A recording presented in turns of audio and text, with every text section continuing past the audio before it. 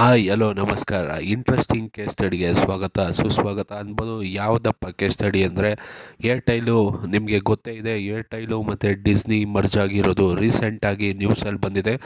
ಇದು ಯಾಕೆ ಮರ್ಜ್ ಆಯಿತು ಮತ್ತು ಎಷ್ಟು ಪರ್ಸೆಂಟ್ ಮಾರ್ಕೆಟ್ ಶೇರ್ ಇದೆ ಮತ್ತು ಏರ್ಟೈಲ್ ಎಷ್ಟು ಇನ್ವೆಸ್ಟ್ ಮಾಡ್ತಾ ಇದೆ ಮತ್ತು ಡಿಸ್ನಿ ಪ್ಲಸ್ ಹಾಟ್ಸ್ಟಾರು ಮರ್ಜ್ ಆಗಿರೋದ್ರಿಂದ ನಿಮಗೆ ಏನು ಇಂಪ್ಯಾಕ್ಟ್ ನೋಡೋಕ್ಕೆ ಸಿಗುತ್ತೆ ಮತ್ತು ಜಿಯೋ ಸಿನಿಮಾ ಮತ್ತು ವಯೋಕಾಮು, ಜಿಯೋ ಸಿನಿಮಾ ಮತ್ತು ಜಿಯೋ ಟಿ ವಿ ಮತ್ತು ಡಿಸ್ನಿ ಪ್ಲಸ್ ಹಾಟ್ಸ್ಟಾರು ಎಲ್ಲ ಮರ್ಜ್ ಆಗಿರೋದ್ರಿಂದ ಇಂಡಸ್ಟ್ರಿಗೆ ಏನು ಇಂಪ್ಯಾಕ್ಟ್ ಆಗುತ್ತೆ ಅಂತ ನೋಡೋಣ.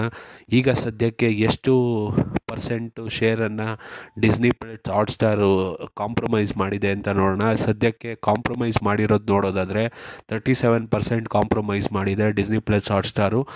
ಮಿಕ್ಕಿದ್ದು 63% ಮೋಟಾಬಾಯಿ ಅವರು ಹಾಕಿದ್ದಾರೆ. ಮೋಟಾಬಾಯಿ ಅಂದರೆ ಮುಖೇಶ್ ಅಂಬಾನಿಯವರು ಇಲ್ಲಿ ಶೇರ್ ಇನ್ವೆಸ್ಟ್ ಮಾಡಿದ್ದಾರೆ. ಕಾಂಟ್ರಿಬ್ಯೂಷನ್ ಮುಖೇಶ್ ಅಂಬಾನಿಯವರು ಎಷ್ಟು ಮಾಡ್ತಾ ಇದ್ದಾರೆ, ವಿಡಿಯೋಕಾಮ್ ನಿಮಗೆ ಗೊತ್ತಿದೆ, ಏರ್ಟೈಲ್ ಇಂಡಸ್ಟ್ರಿ ಲಿಮಿಟೆಡ್ ಅವರು ವಿಡಿಯೋಕಾಮ್ ಅಂತ ಕಂಪ್ನಿ ಅಂಡರಲ್ಲಿ ನಿಮಗೆ ಜಿಯೋ ಸಿನಿಮಾ, ಜಿಯೋ ಟಿ ವಿಯನ್ನು ನಡೆಸ್ತಾ ಇದ್ದಾರೆ. ಈ ಸದ್ಯಕ್ಕೆ 1350 ಕೋಟಿಯನ್ನು ಇವರು ಇನ್ವೆಸ್ಟ್ ಮಾಡ್ತಾ ಇದ್ದಾರೆ ಈ ಕೊಲಾಬ್ರೇಷನ್ಗೋಸ್ಕರ. ಈ ಮರ್ಜರು ತುಂಬ ಒಳ್ಳೆ ಇಂಪ್ಯಾಕ್ಟ್ ಮಾಡುತ್ತೆ ಮಾರ್ಕೆಟಲ್ಲಿ. ಯಾಕೆ ಅಂದರೆ ಈಗ IPL ಬರ್ತಾಯಿದೆ. IPL ರೈಟ್ಸನ್ನು ಇಬ್ಬರು ಕೂಡ ಶೇರ್ ಮಾಡಿದರು. ಒಬ್ಬರು ಟಿ ವಿ ರೈಟ್ಸ್ ಇತ್ತು, ಒಬ್ಬರು ಆನ್ಲೈನ್ ರೈಟ್ಸ್ ಇತ್ತು. ಈಗ ಇಬ್ಬರು ಕೂಡ ಮರ್ಜ್ ಆಗಿದ್ದಾರೆ.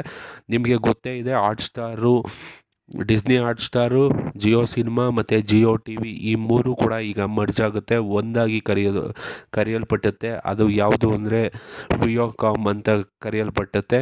ಅದಾದಮೇಲೆ ನೆಕ್ಸ್ಟ್ ಇಂಪ್ಯಾಕ್ಟ್ ಏನು ಕ್ರಿಯೇಟ್ ಮಾಡುತ್ತೆ, ಇಂಡಸ್ಟ್ರಿಗೆ ಇಂಪ್ಯಾಕ್ಟ್ ಏನು ಕ್ರಿಯೇಟ್ ಮಾಡುತ್ತೆ ಇದು ಅಂತ ನೋಡೋದಾದರೆ, ಈಗ IPL ಬರ್ತಾಯಿದೆ. IPL ರೈಟ್ಸನ್ನು ಕಮ್ಮಿ ಪ್ರೈಸ್ಗೆ ಖರೀದಿ ಮಾಡಿ ಈ ಎಂಟರ್ಟೈನ್ಮೆಂಟ್ ಇಂಡಸ್ಟ್ರಿಗೆ ಇವರು ಒಂದು ಬೂಮ್ ಆಗ್ತಾರೆ.